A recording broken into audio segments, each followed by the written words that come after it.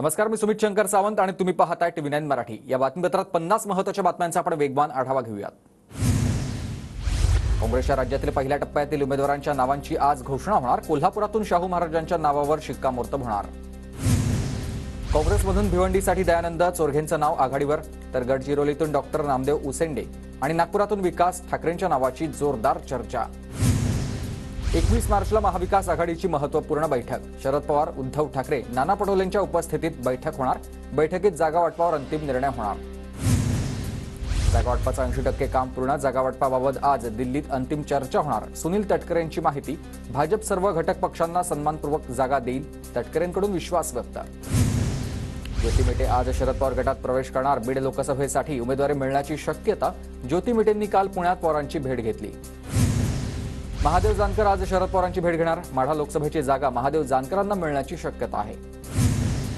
शरद पवार आज बीड लोकसभा मतदारसंघाचा आढावा घेणार। अजित पवार गटातील बजरंग सोनवणे आज शरद पवार गटात प्रवेश करण्याची शक्यता। देवेंद्र फडणवीस आज माजी मंत्री हर्षवर्धन पाटलांसोबत चर्चा करणार। बारामती लोकसभा मतदारसंघासाठी भाजप रणनीती आखत आहे। उद्या राज ठाकरेंच्या उपस्थितीत मनसे नेत्यांची बैठक होणार आहे। अमित शहांच्या भेटीबाबत राज ठाकरे नेत्यांबरोबर आता चर्चा करणार आहेत। पुढच्या 1-2 दिवसात राज ठाकरे महायुतीत सहभागी होण्याची शक्यता। अमित शहांसोबतच्या भेटीत भाजपकडून दक्षिण मुंबई आणि नाशिक किंवा शिर्डीच्या जागेची मनसेची मागणी। शहांनंतर राज ठाकरे फडणवीसांशी देखील चर्चा करणार आहेत। भाजप मनसेच्या युतीला राष्ट्रीय स्वयंसेवक संघाकडून ग्रीन सिग्नल। हिंदुत्वाच्या मुद्द्यावरून एकत्र येत असल्यानं संघ युतीसाठी तयार। हिंदुत्ववादी मतांचं विभाजन टाळण्याची संघाची भूमिका। सूत्रांची माहिती। महाराष्ट्रात मोदींच्या नावावर नव्हे तर ठाकरे नावावरच मतं मिळतात, त्यामुळे बाळासाहेबांच्या फोटोनंतर एक ठाकरे चोरण्याचा प्रयत्न। अमित शहा आणि राज ठाकरेंच्या भेटीवर उद्धव ठाकरे यांची भाजपवर ही टीका। शरद पवारांना लोकसभा विधानसभा निवडणुकीत तुतारी चिन्ह वापरता येणार। राष्ट्रवादी काँग्रेस पक्ष शरदचंद्र पवार हे नाव वापरण्याची देखील मुभा। सुप्रीम कोर्टाचे निर्देश। विजय शिवतारे आज भोर, वेल्हा आणि मुळशीच्या दौऱ्यावर। शिवतारे अजूनही बारामती लोकसभा लढवण्यावर ठाम आहेत। भावना कवी, श्रीरंग बारणे आणि राहुल शेवाळेंची मुख्यमंत्र्यांसोबत बैठक। मुख्यमंत्र्यांकडून विद्यमान खासदारांना कामाला लागण्याच्या सूचना। पुण्यात मोदी बागेत निलेश लंके शरद पवारांच्या भेटीला। अहमदनगरमधून लंकेंना लोकसभेची उमेदवारी मिळण्याची शक्यता। सोलापूरसाठी प्रणिती शिंदेंविरोधात भाजपाकडून पद्मश्री मिलिंद कांबळेंच्या नावाची चर्चा। TV9 मराठीला विश्वसनीय सूत्रांची ही माहिती। जळगावातील भाजप पदाधिकाऱ्यांच्या बैठकीला खासदार उन्मेष पाटील गैरहजर। उमेदवारी न मिळाल्यानं भाजप खासदार उन्मेष पाटील नाराज आहेत। चर्चांना उधाण आलंय। उदयनराजेंच्या समर्थकाची चक्क नंदी बैलाकडेच विचारणा। साताऱ्यातील नंदी बैल म्हणतोय उदयनराजेंना तिकीट मिळेल आणि ते निवडून देखील येतील। Video viral. अभिषेक घोसाळकर हत्या प्रकरणातील तपासावर कुटुंबाकडून संशय व्यक्त। गोळीबारावेळी तिसरी व्यक्ती घटनास्थळी होती, सीबीआय चौकशी करा। विनोद घोसाळकरांची ही मागणी। मनोज जरांगे पाटलांनी राजकारणात यावं, परभणीतील मराठा समाजाचा सूर। जळगाव आणि रावेर मतदारसंघाची मंत्री गिरीश महाजनांच्या उपस्थितीत बैठक। बैठकीत उमेदवारांना जास्तीत जास्त मतांनी निवडून आणण्याचा निर्धार। धुळे लोकसभा मतदारसंघासाठी 1956 मतदान केंद्र। 20,752 मतदार आपला मतदानाचा हक्क बजावणार आहेत। पहिल्या टप्प्यातील लोकसभा निवडणुकीसाठी आजपासून उमेदवारी अर्ज भरण्यास सुरुवात होणार। विदर्भातील नागपूर, रामटेक, भंडारा, गोंदिया, गडचिरोली आणि चंद्रपूर मतदारसंघात आजपासून उमेदवारी अर्ज भरता येणार। परभणीत संभाव्य पाणी टंचाईच्या पार्श्वभूमीवर 10 खासगी विहिरी अधिग्रहित करण्यात येणार। अभियंत्यांना 21 मार्चपूर्वी जिल्ह्यातील सर्व अंदाजपत्रकं तयार करून सादर करण्याच्या सूचना। भंडारा जिल्ह्यातील साकोली तालुक्यात वादळी वाऱ्यासह गारपीट, शेती पिकांचं मोठ्या प्रमाणात नुकसान।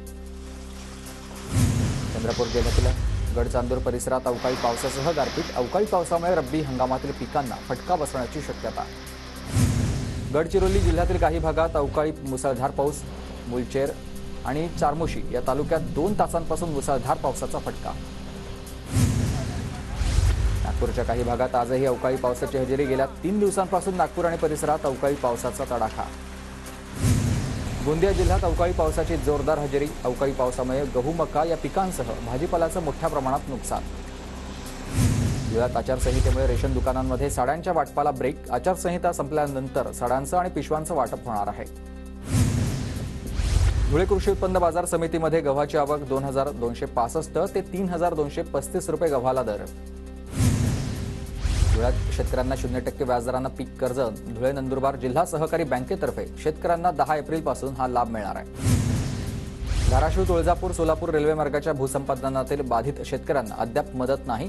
मावेजा रकमेत देखील तफावत असल्यानं शेतकरी आक्रमक पवित्र्यात.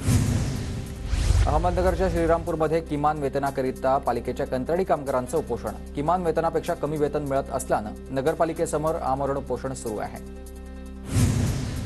भंडारा जिल्ह्यातील कोथुर्णा गावातील वाळू डेपोला नागरिकांचा विरोध. वाहतूक आणि धुळीमुळे नागरिकांचं आरोग्य धोक्यात येण्याची भीती आहे. सिंधुदुर्गातील चिप्पी विमानतळावरून बंगळुरू सेवा सुरू. सिंधुदुर्ग विमानतळावरून फ्लाय 91 ही विमान कंपनी पहिल्या टप्प्यात हैदराबाद आणि बंगळुरू अशी सेवा सुरू करणार आहे. तर पुढील महिन्यामध्ये सिंधुदुर्ग पुणे शिर्डी ही सेवा देखील सुरू होणार आहे. चैत्र पौर्णिमेच्या यात्रेनिमित्त तुळजाभवानी मातेचं मंदिर 22 तास दर्शनासाठी खुलं राहणार. मंदिर संस्थानची माहिती. वर्धा एसटी विभागाला 10,11,000चं उत्पन्न. महाशिवरात्री यात्रेनिमित्त एसटी बसेसच्या जादा फेऱ्या. यात्रेदरम्यान 60,000 भाविकांचा प्रवास. अकोला जिल्ह्यात आचारसंहिता लागताच सरकारी वाहन जमा. जिल्हा परिषद अध्यक्ष आणि उपाध्यक्षांसह पदाधिकाऱ्यांची वाहनं देखील आता जमा झाली आहेत. 6 जूननंतर सर्व वाहनं पदाधिकाऱ्यांना ताब्यात मिळतील. लातूर शहरातल्या खासगी क्लासच्या परिसरात पोलिसांच्या दामिनी पथकाकडून रोड रोमियोंची धडपकड. कर्णकर्कश आवाजात दुचाकी चालवणाऱ्यांवर देखील कारवाई.